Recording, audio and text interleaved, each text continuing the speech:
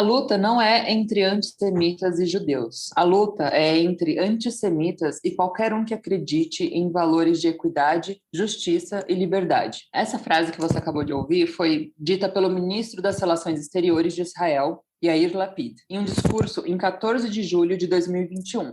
Eu sou Amanda Hatzira, pesquisadora de temas relacionados à cultura judaica e política, e esse é o E Eu Com Isso, o podcast do Instituto Brasil-Israel. E o nosso tema hoje é o antissemitismo. O antissemitismo e o ódio aos judeus, para muitos, parece coisa do passado, mas não é. Os casos de violência e ataques contra judeus em todo o mundo aumentam e geram grandes preocupações e, é claro, medo. Como que o antissemitismo está se modernizando e o que mudou nele ao longo dos anos? Por que continua tão atual? Eu sou Ana Buchmann, também conhecida como Malca, ativista comunitária de longa data. E a nossa convidada hoje é a Maria Luísa Tucci, doutora em História Social pela USP, livre docente pela Faculdade de Filosofia, Letras e Ciências Humanas da USP, pesquisadora de temas como Holocausto, autoritarismo, antissemitismo e memória, e autora de diversos livros, como o seu último 10 mitos sobre os judeus, o antissemitismo nas Américas, História e Memória, entre muitos outros. Muito bem-vinda, Maria Luísa, obrigada por ter aceitado o nosso convite, é um grande prazer te receber no nosso podcast. Eu é que agradeço, Ana Clara e Amanda, né, pela oportunidade de vir aqui discutir, conversar um pouquinho sobre um tema que está tão próximo, né, apesar da longevidade do antissemitismo que vem desde a antiguidade, vamos dizer assim. Eu acho importante aqui colocar que o antissemitismo tem sido estudado por mim desde a minha graduação, quando eu ali comecei as minhas primeiras pesquisas sobre cristãos novos, Inquisição e pureza de sangue com a professora Anita Nowinski, né? Então, a professora Anita formou uma escola, eu acho que nós devemos render aqui uma homenagem à Anita Nowinski, porque ela criou realmente seguidores de pesquisas e estudiosos que acabaram trabalhando com o tema não só do antissemitismo, mas da Inquisição, e acho que isso tem a ver também com o nosso debate de hoje, a nossa conversa. Sim, então, eu deixo certeza. Aqui já de abertura, não é a minha homenagem, porque o meu pensamento tem muito a ver com a orientação que eu recebi dela.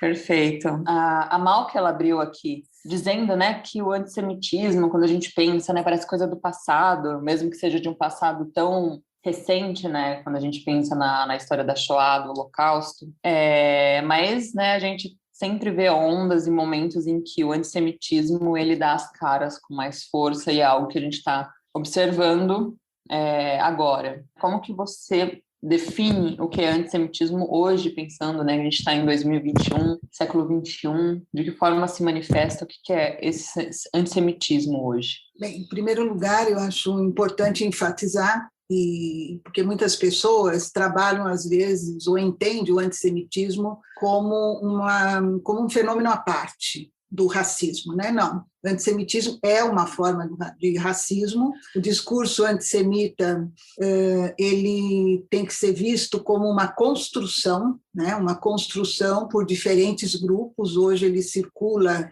na Europa, no Brasil, nas Américas de uma forma geral. Então, enquanto um fenômeno social e político, eu entendo o antissemitismo, então, como um fenômeno de longevidade, quer dizer, uma questão de longa duração, né? Que vem desde a antiguidade, desde os tempos bíblicos, que eu não vou entrar aqui em detalhe, mas que tem a sua repercussão ainda nos dias de hoje. Por quê? Porque, dadas as suas dimensões, né, enquanto expressão individual de ódio e também enquanto um fenômeno que discrimina os judeus, né, e, ao mesmo tempo, tem práticas muito violentas em diferentes nuances, né? Nós temos, então, que entender, nos dias de hoje, que o antissemitismo ele não nasceu a partir do momento de ascensão de Hitler na Alemanha nazista, como muitas vezes a gente ouve, que culminou, então, com o Holocausto enquanto um genocídio singular, e nem o antissemitismo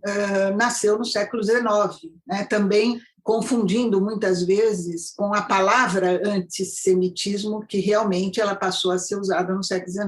Então, nós temos que pensar, e assim que eu entendo, o antissemitismo que está reverberizando, vamos dizer assim, neste século XXI, e que é chamado de novo, né, por muitas pessoas, ele, e de uma forma geral, é um novo antissemitismo, mas eu diria que vestindo uma nova maquiagem. A argumentação e os fundamentos desse antissemitismo, ele vai sendo alterado ao longo dos séculos, porque é um fenômeno secular, e o que nós temos que estar atento é quais são os fundamentos do novo, entre aspas, aqui, antissemitismo que nós podemos classificar como contemporâneo. Né? Mas veja bem, para entender por que nós falamos hoje num novo antissemitismo, nesse antissemitismo contemporâneo, para entender o novo, nós temos que entender qual era o velho, entre aspas. Né? Quer dizer, como era o antissemitismo dito moderno, o antissemitismo tradicional. Daí a minha pesquisa sobre os mitos, quer dizer, como é que eles foram sendo reciclados ao longo de séculos e adaptados à medida que os grupos promotores, quer dizer, aquele que arquiteta, né, a construção desse discurso antissemita, então, como é que ele atribuiu novas dimensões e acho que o grande perigo está que, ao atribuir novas dimensões, como acontece hoje, esse antissemitismo contemporâneo, ele retorna com força, instigando massacres, instigando pogroms e políticas públicas de ataques às comunidades judaicas, né? E, ao mesmo tempo, não só públicas que eu digo, quer dizer, ataque às sinagogas, a cemitérios, né? Quando espaços simbólicos para o povo judeu são,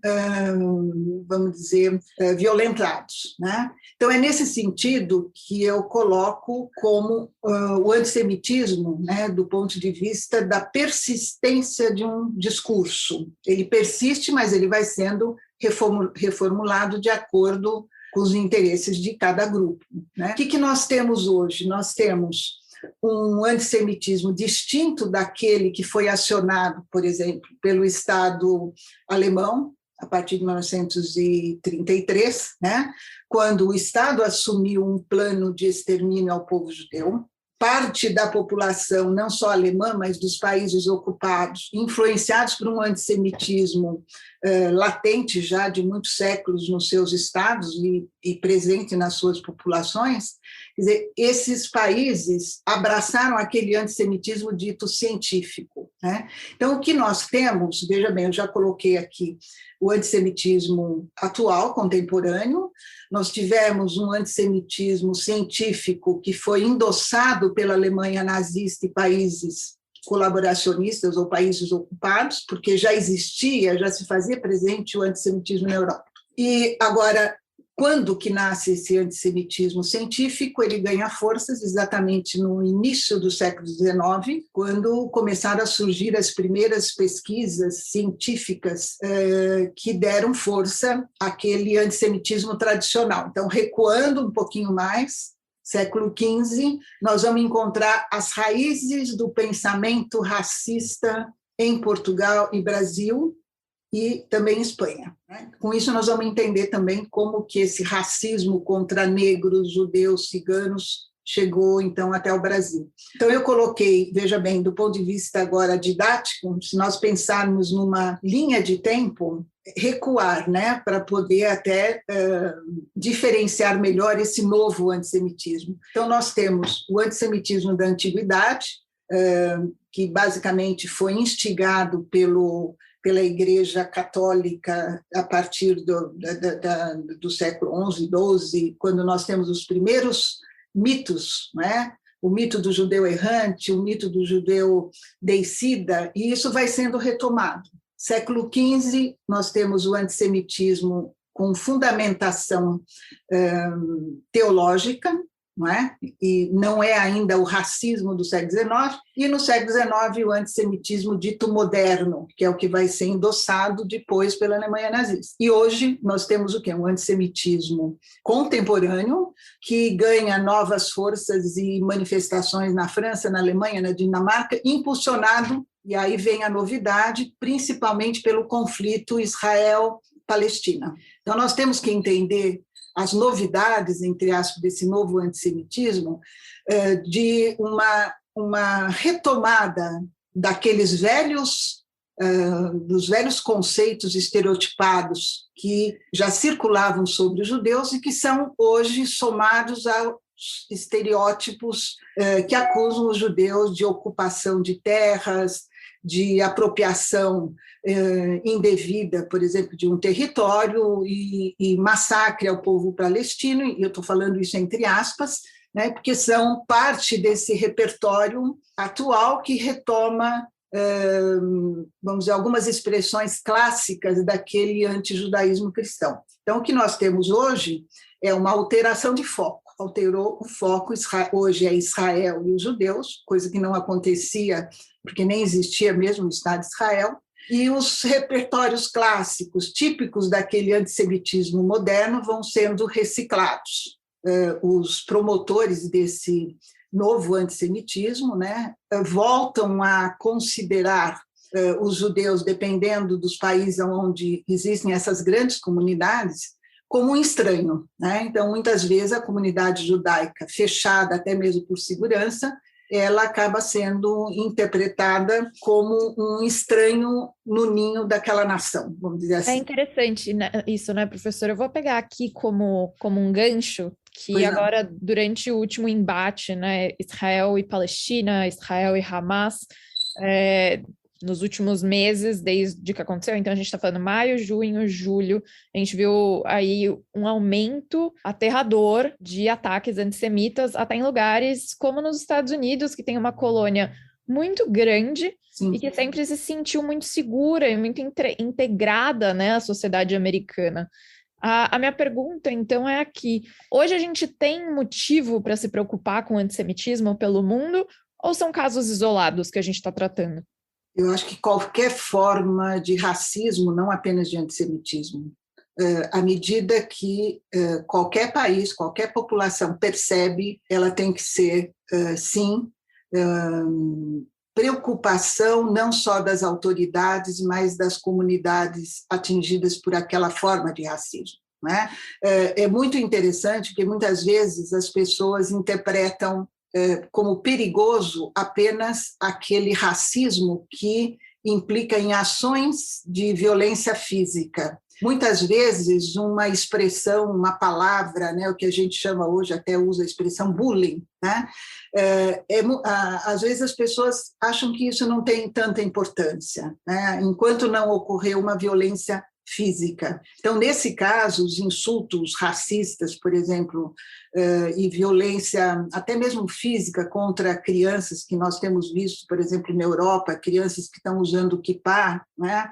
Profanação de cemitérios, sinagogas, eu vejo às vezes as pessoas comentando, aqui no Brasil não precisamos nos preocupar, porque essas violências não acontecem. Sim, mas temos também uma violência simbólica, persiste um discurso negacionista, né, contra o Holocausto, e em alguns setores, mesmo que difusos, vamos dizer assim, nós temos sim esse antissemitismo circulando. Então, temos sim que nos preocupar. Por quê? A pergunta que eu faço sempre é: por onde que ele entrou? Qual foi a porta que nós deixamos aberta? Quer dizer, qual é a fragilidade da nossa democracia ou das democracias europeias, né? Quer dizer, em algum lugar foi aberta uma fissura, eu sempre discuto com meus alunos essa ideia de fissura e debato muito com isso, quer dizer, é como se fosse uma abertura provocada por um terremoto e por ali entra, não é, o discurso racista, muitas vezes de uma forma muito sutil. E eu chamo muito atenção nos meus estudos sobre, e me preocupa muito, por exemplo, a circulação de charges, né? A circulação de piadas. Ainda que de uma forma sutil, o antissemitismo, o racismo, ele se faz presente no humor. Então, eu acho que essa é a minha preocupação com relação à circulação desse antissemitismo na Europa e vários outros países, e aqui no Brasil. Por quê? Porque ele aparece, ele emerge ou ele reaparece em diferentes camadas, em diferentes nuances, né? Assim, hoje com a internet, né? Pois é, esse tipo de coisa e as pessoas às muito mais vezes fácil. dão risada na escola, eu vejo, né? Meus filhos pequenininhos às vezes vinham contando, sabendo do meu interesse até pelo tema, vinham me contando piadas, né? Com relação a negros, com relação a judeus, e eu dizia, olha, preste atenção, né? Quer dizer, então a educação frágil, uma educação que não prepara os nossos jovens, não é, para as manifestações racistas, no sentido de saber aonde está o perigo, eu acho que isso é uma fissura que tem que ser considerada. Então, não só aqui no Brasil, mas acho que vários países da América Latina, nós temos uma educação muito frágil, não é? Um desconhecimento da história do país, quer dizer, nós somos, por tradição, um país racista, né? Vejam as grandes manifestações que nós tivemos, não só nos Estados Unidos, mas aqui também, vidas negras importam, e principalmente agora, em tempos de pandemia. Retomam a questão das fissuras, né? Por onde entra, além de uma educação frágil ou da ignorância, né? Muitas pessoas ignoram o que foi o Holocausto, ignoram o que foi Auschwitz, ignoram que o Brasil também impôs circulares secretas, por exemplo, na época do Vargas, de Dutra.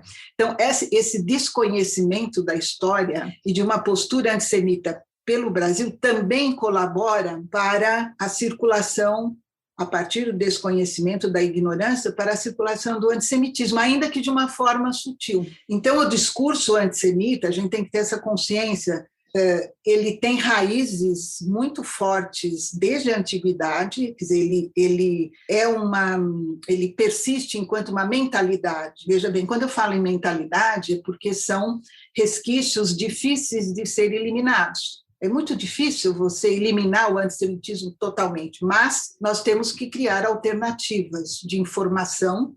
Então, se ele circula pela internet, nós também temos que nos valer das mídias, das redes sociais, principalmente agora. E o momento de crise, né, que nós vivemos hoje, uma crise de saúde, a pandemia é também uma fissura nesse sentido, ela facilita a circulação de slogans racistas, de slogans antissemitas, retomada de estereótipos, né? Então, eu ouvi muito, anotei, inclusive, nesses dias, quer dizer, nesse ano aqui de pandemia, como que em diferentes momentos a aversão aos judeus ela foi sendo retomada a partir do próprio governo Bolsonaro, eu quero chamar a atenção, que também abriu fissuras nesse sentido, né? São aberturas e que nós, a comunidade judaica, a comunidade afrodescendentes, tem que estar atenta.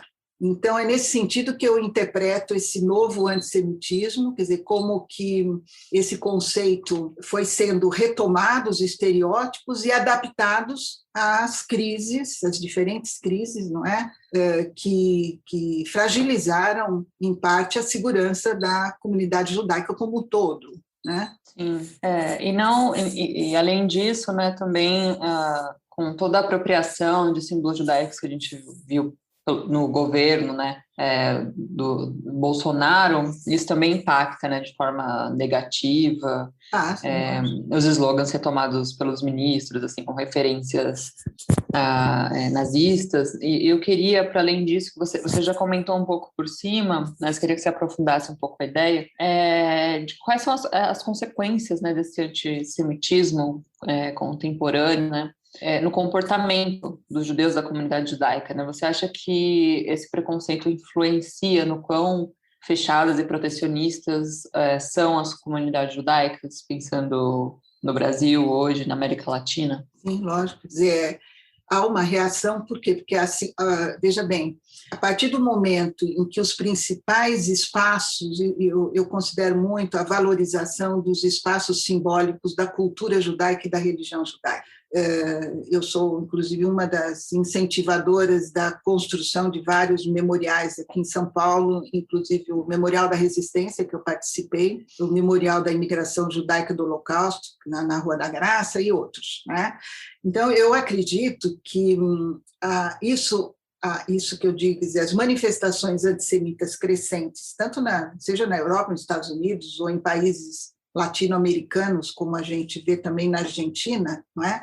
Quer dizer, acaba criando uma insegurança para a comunidade judaica, que ao invés de se abrir, não é? Se abrir à população civil, vamos dizer assim, ela acaba sendo obrigada, né, a impor barreiras de segurança, né? E acho, por exemplo, eu estou me recordando agora, o exemplo da Unibis, ultimamente, que se transformou na Unibis Cultural, foi muito positivo, né? Eu vi comentários e elogios, por exemplo, de escolas, os alunos se admirando que aquele espaço havia sido aberto, né? Um espaço que era um espaço da Casa de Israel, de repente aberto ao público, e foi muito interessante, quer dizer, como que isso acrescentou de uma forma muito positiva, assim como a sinagoga da Rua da Graça, transformada no Memorial da Imigração Judaica, aberta a um público que, a partir daquele momento, ela tem a oportunidade de conhecer o que é a religião judaica, de conhecer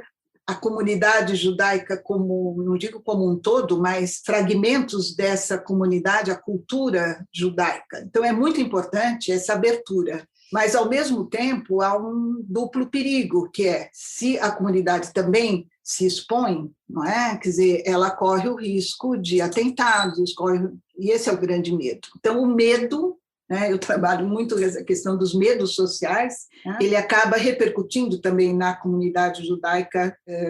Eu vou retomar aqui, por exemplo, no Brasil, mesmo que a gente não tenha atentados violentos como tivemos, e como acontece na Europa, e nos Estados Unidos, mas veja bem, como explicar esse medo? Como explicar a violência física e simbólica aos judeus de uma forma geral, que é esse antissemitismo atual, né? Então, nós temos que retomar quem são os mentores hoje. Antigamente, que eu digo no início do século XX, na Alemanha nazista, o Estado era o principal mentor, no Estado alemão, né? E hoje nós vemos muitos dos atentados com uma identidade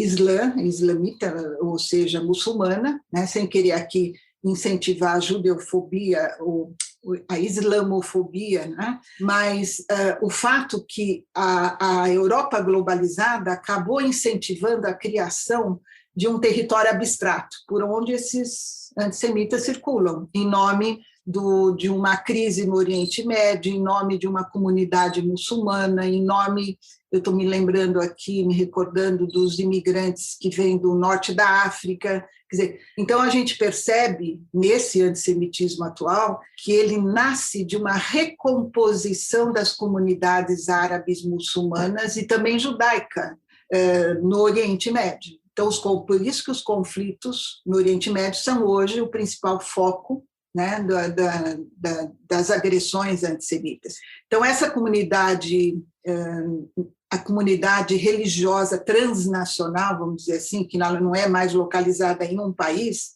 favorecida por esse mundo globalizado, ele acaba trazendo repercussões que devem ser consideradas ao tratarmos desse novo antissemitismo. Então, voltam as ameaças, as mentiras, a reciclagem dos mitos, que é o tema dos 10 mitos, principalmente, a alegação de que os judeus fazem parte de um complô internacional para dominar o mundo. Então, a internet, inclusive, favoreceu em muito a proliferação e a divulgação dos protocolos do Sábio de Sião. Então, a divulgação de panfletagem, de charges, a criação de concursos de charges, como aconteceu no Irã, por exemplo, favorece, sim, a circulação desse novo discurso antissemita que tem como foco, principalmente, o conflito no Oriente Médio. Mas volta, e é importante que seja retomada, né, essas consequências. Quer dizer, voltando ao que você perguntou, Amanda, consequência, a comunidade, de uma forma geral, acaba se fechando, criando barreiras para garantir a segurança das várias comunidades no mundo, dispersas pelo mundo, né? Isso traz consequências graves, né? No caso, por quê? Porque nem sempre a comunidade ela pode, ou os judeus de uma forma geral, podem se transformar em atores visíveis, né? Eles são muitas vezes obrigados a recuar. E esse próprio recuo acaba incentivando acusações antissemitas, de que os judeus não se misturam, os judeus vivem fechados nos seus mundos, como a gente já ouviu, né? E essas comunidades fechadas acabam também não divulgando a própria cultura, suas tradições. Então, esse silêncio também incentiva a ignorância, o desconhecimento sobre o que é ser um judeu, a cultura judaica, né? Então, eu insisto muito que a proliferação dos discursos de ódio nas sociedades em geral, né, ela tem muito a ver com essas fissuras que foram abertas e as barreiras de segurança de cada uma das comunidades. Não estou me referindo aqui apenas aos judeus, né? Essas fissuras, elas também vão direto na educação, né? Sim, porque... no desemprego, né? O momento da crise, né? As crises, isso a Hannah Arendt fala muito nos seus livros, os momentos de crise são perigosos, porque ocorre desemprego em massa, ocorre problemas de saúde pública, né? Como nós vemos hoje, e aí afloram os grandes problemas por falta, muitas vezes, de um Estado que cuide de sua população, né? É dever do Estado cuidar dos seus cidadãos brasileiros e estrangeiros que estão no seu território. Então, o que nós temos? O momento de crise abre uma fissura, e o que a população desinformada faz? Ela vai buscar o chamado bode expiatório, a quem acusar, quem é o culpado, né? E aí a educação tem um papel fundamental nisso, acho que é uma coisa que a gente já falou no podcast muitas e muitas vezes, mas a questão da educação cria lacunas, né, no conhecimento das pessoas. Já saíram aí várias pesquisas que falam sobre o desconhecimento da população no geral, sobre o Holocausto, sobre o que aconteceu, um número, assim, bastante relevante de pessoas que acham que nunca aconteceu. E a minha pergunta agora é: qual é a relação entre o antissemitismo de hoje e o revisionismo histórico em relação ao Holocausto? Bem, eu vou aproveitar o gancho que você levantou aqui, né, com relação à educação sobre o Holocausto, desconhecimento. Isso vai ter a ver também com esse revisionismo histórico e com o negacionismo, né? À medida que a nossa população jovem desconhece a história, não só do Holocausto, mas, por exemplo, a história dos sobreviventes, a história da própria cultura judaica acusada na época, não é? E que foi também exterminada. Quando nós falamos em Holocausto, nós temos que pensar aqui que ocorreu não só o extermínio físico de judeus, de ciganos, de testemunhas de Jeová e dissidentes políticos, né, socialistas, comunistas, mas também ocorreu o extermínio de uma cultura, né? Ocorreu também um genocídio cultural. Nós tivemos comunidades judaicas inteiras que foram exterminadas, aldeias, não é, na Europa, onde a maioria da população foi levada para esses campos, ou guetos, no caso. Então, essa história nós temos, eu digo nós, quer dizer, através do Ler, onde nós mantemos aquele projeto Art Shoah, nós temos procurado oferecer aos jovens, junto com Benai Brit, Conib, Fizesp, né, as principais instituições judaicas aqui, principalmente São Paulo, Rio de Janeiro, Paraná e Rio Grande do Sul, né? Nós temos oferecido as jornadas interdisciplinares sobre o ensino do Holocausto, que é uma forma de levar para as escolas, pelo teatro, pela música, pelo cinema, né, esses conhecimentos sobre o que foi o Holocausto e a repercussão dele no Brasil. Eu acho muito importante que isso tenha uma circulação também junto às escolas. Quer dizer, como que o Brasil esteve envolvido com a política ou com o plano de extermínio dos judeus? Qual foi a posição do Brasil? A quem o Brasil abriu suas portas? Quer dizer, nós temos hoje, só no Art Shoah, 420 testemunhos de sobreviventes e refugiados do nazismo. Cada história de um sobrevivente é um ensinamento para a vida. E, ao mesmo tempo, cada testemunho ela traz elementos de conhecimento sobre o plano de extermínio e, ao mesmo tempo, veja bem, as frentes de resistência, que são importantes nesses momentos, né? Além das frentes de resistência, a importância da solidariedade nos momentos de crise, não só com relação ao Holocausto, né? Quer dizer, é muito importante estender a mão àquele que está precisando. Então, esses conhecimentos ajudam não apenas a combater, e agora eu vou entrar na tua pergunta, vou tentar responder, você combate o negacionismo, porque nós passamos a ter ainda mais provas, apesar que já existem arquivos abertos fantásticos, né, que estão sendo abertos ainda, comprovando que o Holocausto realmente existiu. Então, a divulgação de testemunhos, a divulgação cada vez maior dos arquivos, até então desconhecidos, sejam arquivos pessoais, né? Isso nos ajuda a combater o negacionismo e o revisionismo histórico. Então, nós temos, sim, que insistir nas provas, nos testemunhos, porque, veja bem, dentro de alguns poucos anos, os sobreviventes não vão mais existir. Então, vocês imaginem que a próxima geração ela só vai poder ouvir um testemunho de um sobrevivente por um vídeo, né? Então, nós temos poucos anos para gravar os testemunhos, não só da primeira geração, mas da segunda. Os filhos, os netos estão aí. Quer dizer, é uma frente de combate não só ao antissemitismo, mas também ao revisionismo histórico. Então, quando eu entendo que o revisionismo ele faz parte de estratégias antissemitas, né, eu alerto exatamente para isso. Quer dizer, então, como combater o negacionismo? Como combater aqueles que negam que o Holocausto existiu? Quais são os argumentos, né? E as histórias de vida, eu acho que são um instrumento, eles, junto com o conhecimento, né? É uma arma de combate não só ao negacionismo, como ao revisionismo. E veja bem, negacionismo e revisionismo caminham juntos. E isso foi assimilado, em parte, por grupos do islamismo radical, antissemita, que usa a negação do Holocausto e usa, ao mesmo tempo, o revisionismo histórico, que nega a validade das fontes que comprovam o Holocausto. Elas usam o quê? Para atacar os judeus, né? Então, por que nós vamos endossar a criação do Estado de Israel se o Holocausto nunca existiu e foi criado para acolher também os refugiados? Quer dizer, a argumentação ela vai girando em cima, não é?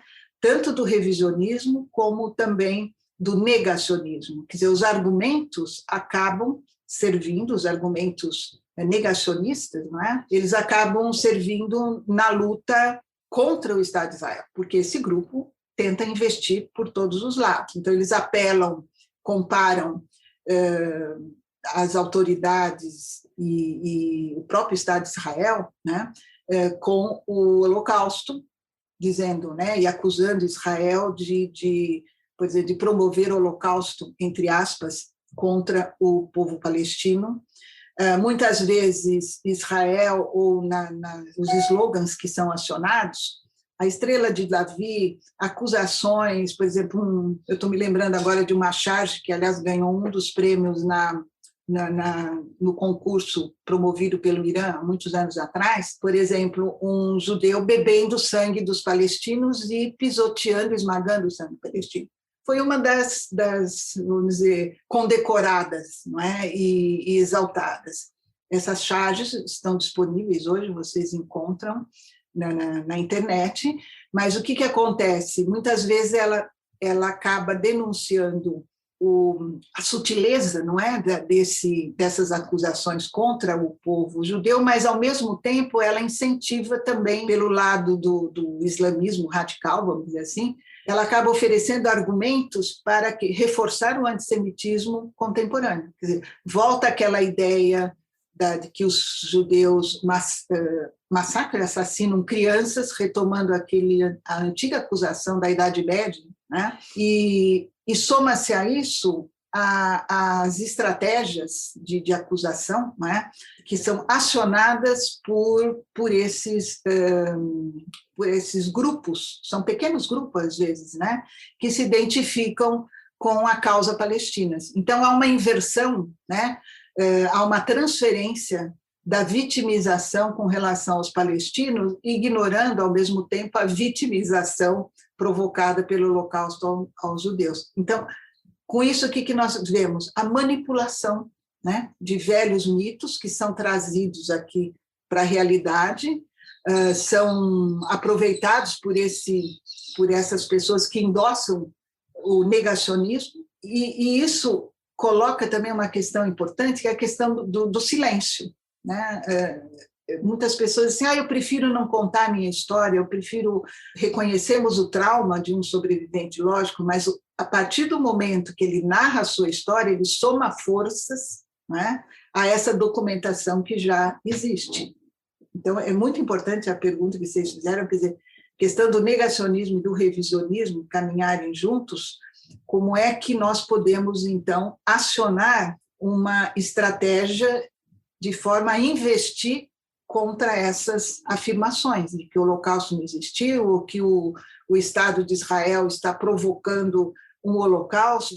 A própria palavra Holocausto, no caso, ela, enquanto um genocídio singular, ela é única, né? Nós temos, sim, outros genocídios. E, aliás, vocês estão convidadas, nós criamos, junto ao Laboratório Aulier, junto com o CEPIM é um centro de estudos da Faculdade de Direito, o Fórum Permanente de Estudos sobre Genocídio e Crimes contra a Humanidade, com esse intuito de informar o que é um genocídio, quais as histórias, não é, que percorrem cada um dos genocídios que persistem até os dias de hoje. Então, são estratégias educacionais, estratégias de informação que têm que ser acionadas, né? É a forma como eu entendo, não é apenas levantar cercas e barreiras, mas também nós temos que erguer aqui uma frente educacional, de pesquisa, né, de registro, que é o que a gente tem feito também. Sim, porque no fundo é uma guerra de narrativas, né? Então, se posicionar, fazer um resgate dessas memórias, esses testemunhos, né? Falar sobre isso, promover esses debates, discussões de forma permanente, como esse exemplo do fórum que você colocou, é muito importante, realmente.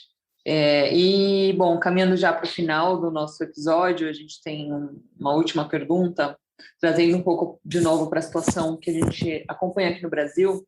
A gente, enfim, desde a candidatura do Bolsonaro, a gente observou, né, que durante o governo dele, uma preocupação muito grande, de certa forma, em adular, né, os judeus, das apropriações de símbolos judaicos em referência ao Estado de Israel, uma espécie de judeofilia, né, e a gente, enfim, não colocando em dúvida, né, de que o nazismo seja uma ideologia de extrema-direita, mas a gente, como você mencionou, né, às vezes aparecem alguns grupos, progressistas ou não, que cultivam, né, um certo antissemitismo, às vezes de forma bem escancarada, como você colocou exemplos dessas charges, enfim.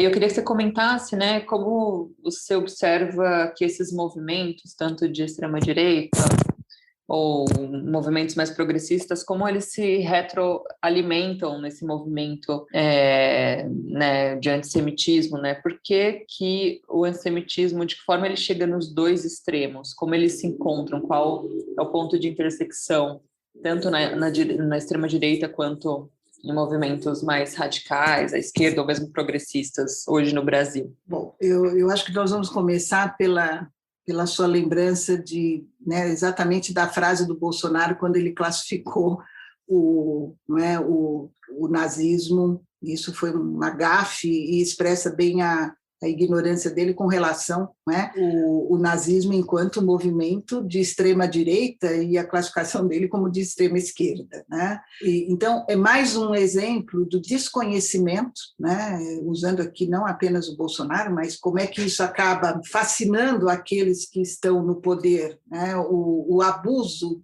você falou muito bem, Amanda, as diferentes narrativas, né? Como que essas narrativas vão sendo manipuladas de acordo com aquele que está no poder. Então, ele vai usando as imagens, por exemplo, enquanto Trump esteve no poder, e também o Netanyahu, quer dizer, como é que eles aparecem ou apareciam para o Bolsonaro? Eram modelos, não é, de personalidades políticas, não é?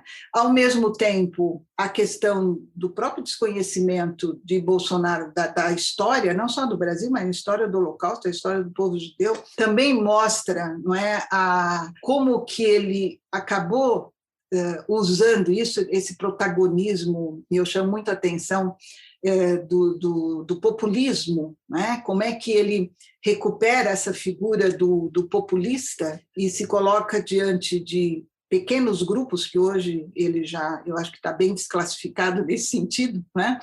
Mas aplaudido por uma plateia, muitas vezes levada à sua frente, que bate palmas e exalta aqui o seu ego. Quer dizer, eu acho que, assim, lembrando, foi dessa mesma forma, né, que nós tivemos a ascensão de Hitler ao poder, a chegada de Mussolini, quer dizer, os fascistas, os governos autoritários fizeram muito uso desses aplausos de uma plateia, muitas vezes interessada em cargos, interessadas e aí surge muitas vezes a corrupção, né? Então, eu vejo a figura do Bolsonaro aqui, e ela é alimentada por essa sedução, né, do poder. Ele está seduzido pelo poder, quer dizer, a gente vê muitas vezes, ele grita com a imprensa, né? Então, essa postura dele, eu acho que acaba favorecendo, à medida que ele também desconhece, ele favorece também a ignorância, ele acaba favorecendo slogans indevidos junto a uma população que está mal informada, né?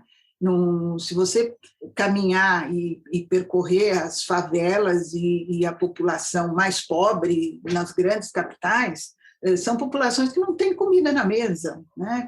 E não têm educação, não têm acesso à saúde pública. Tudo isso nós somamos àquela ideia das fissuras. Então, voltando, eu entendo a política de Bolsonaro e a sua proximidade, tanto com Trump como com Netanyahu, né, como um oportunismo que ele entendeu naquela época, que é muito próxima, né, de fortalecer a sua própria imagem a partir da sua proximidade com Estados Unidos e a proximidade com Israel. Então, é exatamente isso, quer dizer, são diferentes narrativas que vão surgindo de acordo com interesses econômicos e interesses políticos. E é por aí que circula, né, muitas vezes, o discurso mais radical que alimenta o antissemitismo hoje. Então, a imagem de Israel, né, a imagem de Trump, a imagem de Bolsonaro e outras lideranças aqui que nós podemos considerar, favorece também atitudes e posturas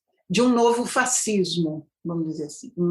Lógico, não dá, existe um fascismo histórico, existe um antissemitismo histórico, né, mas ele ressurge com alguns elementos, né? Então, o populismo, a xenofobia, o racismo de uma forma geral, a discriminação com relação a grupos vulneráveis, né? Eu acho que tudo isso faz parte de um, vamos dizer assim, de um pacote, entre aspas, aqui, né? De uma postura que favorece a circulação do racismo e, especificamente, do antissemitismo. Professora, eu queria muito agradecer sua participação no nosso podcast hoje. Com certeza foi uma conversa muito importante, né? Às vezes eu fico aqui pensando, né? A gente discute muito sobre antissemitismo e aí parece que a gente repete, mas a verdade é que o repetir é a coisa responsável a se fazer hoje, ainda mais no momento que a gente está. Então, muito obrigada pelo teu espaço hoje na agenda para conversar com a gente. Seja sempre bem-vinda para conversar com a gente. Muito obrigada, eu que agradeço e volto aqui a insistir que vocês têm um papel muito importante, não é? Nessa conscientização na promoção de ações educativas e eu convido desde já vocês a somarem forças, não é? Com os nossos vários seminários e promoções de pesquisa que nós abrimos lá junto ao LER, né? E quando acabar a pandemia, vocês estão convidadas também a nos visitar. Muito obrigada, foi um grande prazer conhecê-la, né? Conversar com você finalmente. E seja sempre bem-vinda, como a Malca falou, e a gente vai se falando, porque realmente é um assunto inesgotável e é importante repetir sempre, e porque o antissemitismo sempre assume novas roupagens, né? Então, é isso. Até uma próxima. Muito obrigada pela atenção. Qualquer coisa, eu estou por aqui. Oi, gente, eu sou a Anita Efraim e trago para vocês algumas notícias do mundo judaico dessa semana. Sem dúvidas, a notícia que mais movimentou o mundo judaico nos últimos dias foi o anúncio feito pela empresa Ben & Jerry's, aquela que vende sorvete, sabe? Eles anunciaram na segunda-feira que eles pretendem boicotar os territórios palestinos ocupados por Israel. Como? Parando de vender sorvete nesses lugares. O anúncio oficial diz que a Ben & Jerry's acredita que vender sorvete nos territórios palestinos ocupados é inconsistente com os valores da empresa. Ao mesmo tempo, eles devem continuar com os negócios em Israel. Segundo a empresa, eles vão atualizar as pessoas e o público dele, abre aspas, assim que estiverem prontos, fecha aspas. Essa decisão está dando o que falar na comunidade judaica por todo o mundo e na terça-feira o primeiro-ministro de Israel, Naftali Bennett, falou com o representante da Unilever, que é dona da Ben & Jerry's, e criticou essa decisão. Ainda sobre Israel, o país está vivendo um momento mais tenso em relação ao coronavírus. Na segunda-feira, 19 de julho, foram registrados mais de 1.300 casos de Covid-19, que é o índice mais alto desde março. Agora, as autoridades do Ministério da Saúde estão planejando retomar o sistema de passaporte verde. Isso quer dizer que as pessoas que moram em Israel têm que estar vacinadas para entrar em alguns locais, fechados, né, na sua maioria. O gabinete que cuida da pandemia deve se reunir na quarta-feira para criar novas estratégias e impedir um aumento ainda maior de casos. E para fechar, Israel anunciou que vai receber o Miss Universo 2021. O evento vai acontecer em dezembro em Eilat, no sul do país. O anúncio foi feito pelo ministro do Turismo, Yoel Razvozov, espero ter falado certo. Ele disse que a ideia é que em dezembro Israel receba não só o Miss Universo, mas o fim da pandemia do coronavírus. Essa vai ser a 70ª edição do evento. É isso aí, pessoal. Até semana que vem.